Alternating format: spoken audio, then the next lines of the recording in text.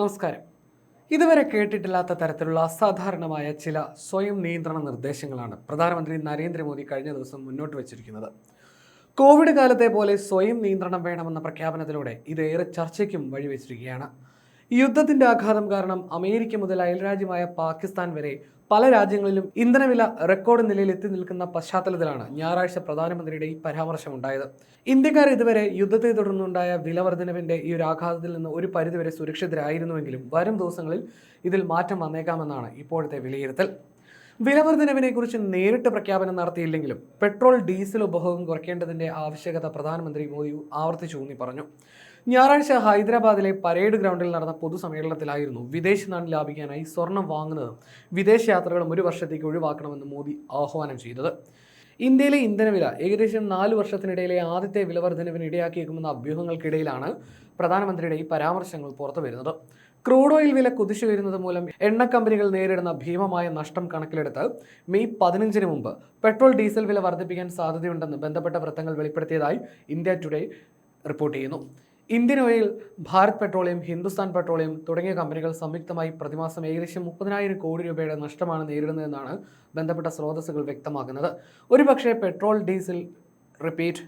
ഈ ഘട്ടത്തിൽ ഒരുപക്ഷെ പെട്രോൾ ഡീസൽ വില ലിറ്ററിന് 4 മുതൽ 5 രൂപ വരെ വർദ്ധിച്ചേക്കാമെന്നും ഗാർഹിക LPG സിലിണ്ടറുകൾക്ക് 40 മുതൽ 50 രൂപ വരെ വില കൂടിയേക്കുമെന്നുമാണ് വിലയിരുത്തപ്പെടുന്നത്. ഇതാദ്യമായിട്ടാണ് ഇന്ധന രംഗത്ത് പ്രതിസന്ധിക്ക് സാധ്യതയുണ്ടെന്ന സന്ദേശം മോദി നൽകുന്നത്. പ്രതിസന്ധി പരിഹരിക്കാൻ ബംഗ്ലാദേശ് ഇന്ധന റേഷനിങ് ഏർപ്പെടുത്തുകയും ശ്രീലങ്ക പ്രവൃത്തി ദിവസങ്ങൾ കുറയ്ക്കുകയും ചെയ്തപ്പോൾ പോലും ഇന്ത്യയിൽ ഇതുവരെ ഇന്ധനക്ഷാമമോ പെട്രോൾ പമ്പുകളിൽ അത്തരത്തിലുള്ള നീണ്ട ക്യൂവോ ഒന്നും തന്നെ ഉണ്ടായിരുന്നില്ല. പ്രതിദിന LPG ഉൽപ്പാദനം 54,000 ടണ്ണായി വർദ്ധിപ്പിച്ചും റഷ്യ, US, പശ്ചിമാഫ്രിക്ക എന്നിവിടങ്ങളിൽ നിന്ന് ക്രൂഡ് ഓയിൽ ഇറക്കുമതി ചെയ്തും റിഫൈനറികളെ 100%-ലധികം ശേഷിയിൽ പ്രവർത്തിപ്പിച്ചുമായിരുന്നു ഇന്ത്യ ഈ ഒരു സാഹചര്യത്തോട് പൊരുതി നിന്നത്. അടുത്ത ഒരു വർഷത്തേക്ക് അത്ര അത്യാവശ്യമല്ലെങ്കിൽ സ്വർണം വാങ്ങുന്നത് ഒഴിവാക്കാനാണ് മോദി കഴിഞ്ഞ ദിവസം പറഞ്ഞത്.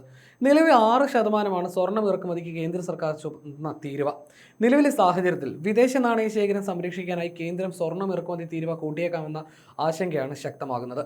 2025-2026 ഇന്ത്യയുടെ മൊത്തം ഇറക്കുമതി $77,500 കോടി ആയിരുന്നു. ഇതിൽ $24,070 കോടി ക്രൂഡ് ഓയിൽ, സ്വർണം, ഭക്ഷ്യ എണ്ണ എന്നിവയാണ്. $13,470 കോടി ചെലവിട്ടത് ക്രൂഡ് ഓയിൽ വാങ്ങാനാണ്. $7,200 കോടി സ്വർണം ഇറക്കുമതി. ഭക്ഷ്യ എണ്ണയ്ക്കായി $1,950 കോടി വളം വാങ്ങാൻ $1,450 കോടി ചെലവിട്ടു.